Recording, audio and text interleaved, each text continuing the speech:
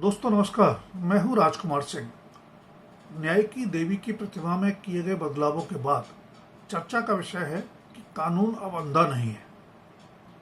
अब न्याय की देवी की आंखों पर पट्टी नहीं बंधी है, जो जब तब न्याय प्रक्रिया पर कटाक्ष करने और सवालिया निशान लगाने का माध्यम बनती रही। वैसे क्या कानून अब अंधा नहीं है कहने से यह ध्वनि ही नहीं निकलती कि कानून अब तक अंधा था?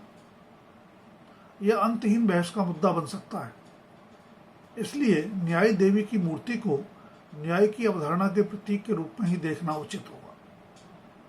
न्याय की देवी की प्रतिमा में दूसरा बड़ा बदलाव यह किया गया है कि अब उनके हाथ में तलवार की जगह संविधान थमा दिया गया है।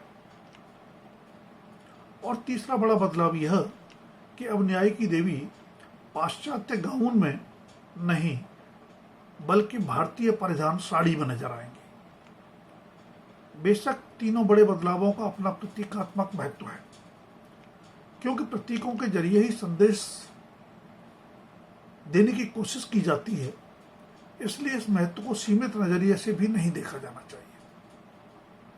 ये संदेश दीर्घकालीन और दूरगामी असर डालते हैं जनमानस पर।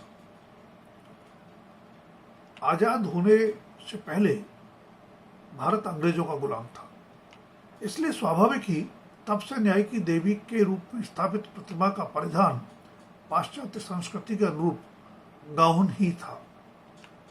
बेशक सवाल पूछा जा सकता है कि आजादी के बाद 77 सालों में इस ओर किसी बदलाव में समर्थ शख्स का ध्यान क्यों नहीं गया? यह सवाल कई तरह की निहित स्वार्थी बहसों को जन्म दे सकता है। इसलिए उनमें पड़े बिना सर्वोच्च न्यायालय के वर्तमान मुख्य न्यायाधीश न्यायमूर्ति डी.वाई. चंद्रचूड़ द्वारा की गई न्याय की देवी की प्रतिमा के भारतीयकरण की प्रशंसा करना ज्यादा समझदारी भरा और सार्थक होगा। निश्चय ही न्याय की देवी के नए परिधान साड़ी से भारतीय जनमानस खुद को बेहतर ढंग से जोड़ पाएगा। साड़ी अभी भी भारत का राष्ट्रव्यापी परिधान है। न्याय की देवी की प्रतिमा में सबसे चर्चित बदलाव आंखों पर बंधी पट्टी हटाए जाना है। शायद इस पट्टी के चलते ही कानून को अंधा बताकर कटाक्ष करने की प्रवृत्ति बढ़ी होगी, लेकिन उसके पक्ष में तर्क देने वाले भी कम नहीं रहे। अब पट्टी हटाए जाने की प्रशंसा करने वालों में से बहुत से लोग तब तर्क देते थे कि दरअसल आंखों पर पट्टी संपत्ति, शक्ति या सामाजिक प्रतिष्ठा से प्रभावित हुए बिना निष्पक्ष एवं पूर्वाग्रह रहित न्याय की प्रतीक है। अब उन्हीं लोगों का कहना है कि आंखों पर पट्टी बंधी थी, उसे हटा देने से संदेश गया है कि कानून अंधा नहीं है। यही बात न्याय की देवी के हाथ में तलवार की जगह संविधान की पुस्तक पकड़ाने की बाबत कही जा सकती है। संभवतः ग्रीक पौराणिक कथाओं से प्रेरित न्याय की अवधारणा के अनुरूप न्याय की देवी के हाथ में तलवार दी गई होगी, ताकि अपराध करने पर दंड के भय का संदेश जाए। लेकिन तलवार की जगह संविधान हाथ में देने की शुरुआत भी बहुत पहले 1983 में जयपुर में हो गई थी। उपलब्ध जानकारी के मुताबिक जयपुर के जिला एवं सत्र न्यायालय में कोर्ट के पूर्व जुडिशियल मजिस्ट्रेट पदम कुमार जैन ने वो पहल की थी। उनका तर्क था कि न्याय की देवी सिर्फ दंडित ही नहीं करती, लोगों को बरी भी करती है। तब न्याय की देवी के हाथ में तलवार की जगह पकड़ाई जाने वाली पुस्तक को लेकर भी बहस चली थी, क्योंकि क्रिमिनल और सिविल मामलों में न्याय के लिए दो अलग अलग संहिताओं का पालन किया जाता है। तब निर्णय लिया गया कि न्याय की देवी के हाथ में भारत का संविधान होना चाहिए, क्योंकि न्यायालय उसी के आधार पर स्थापित होते हैं।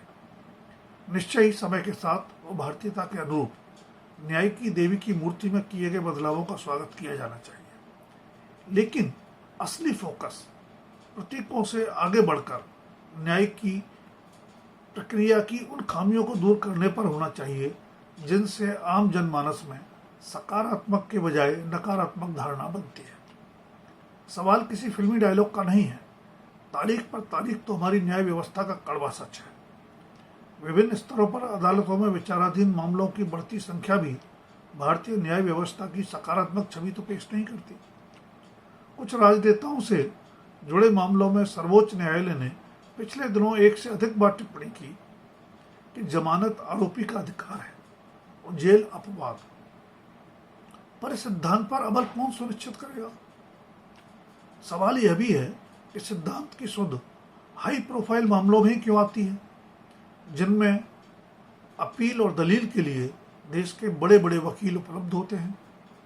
उन करोड़ों लोगों की सुध कौन लेगा जो साधन और पहुंच के अभाव में खुद पर लगाए गए आरोप की सजा से ज्यादा वक्त विचाराधीन कैदी के रूप में ही जेल में गुजार चुके हैं।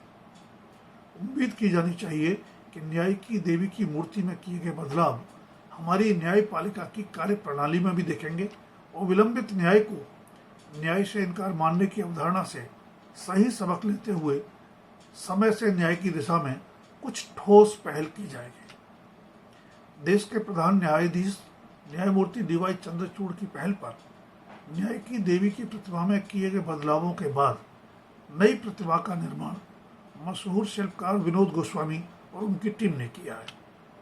सुप्रीम कोर्ट में स्थापित इस नई प्रतिमा को बनाने में 3 महीने लगे। प्रतिमा का निर्माण भी 3 चरणों में किया गया। पहले ड्राइंग बनाई गई, फिर एक छोटी सी प्रतिमा। जब प्रधान न्यायाधीश को छोटी प्रतिमा पसंद आ गई, तब 6 फुट ऊंची इस प्रतिमा का निर्माण किया गया, जिसका वजन 125 किलो है। दिल्ली के कॉलेज ऑफ आर्ट्स में प्रोफेसर विनोद गोस्वामी मूलतः उत्तर प्रदेश के मथुरा जिले की नंदगांव के रहने वाले हैं और राजस्थानी एवं मृत शैली के मिल से बनने वाले भित्ति चित्रों के लिए मशहूर हैं। दोस्तों, अगर वीडियो पसंद आए तो लाइक, शेयर और सब्सक्राइब अवश्य करें। न्याय की देवी की प्रतिमा में किए गए इन बदलावों को आप किस तरह देखते हैं? अपनी प्रतिक्रिया भी कमेंट बॉक्स में अवश्य बताएं। धन्यवाद। अभी के लिए इतना ही। जल्द फिर मिलेंगे किसी नए विषय के साथ।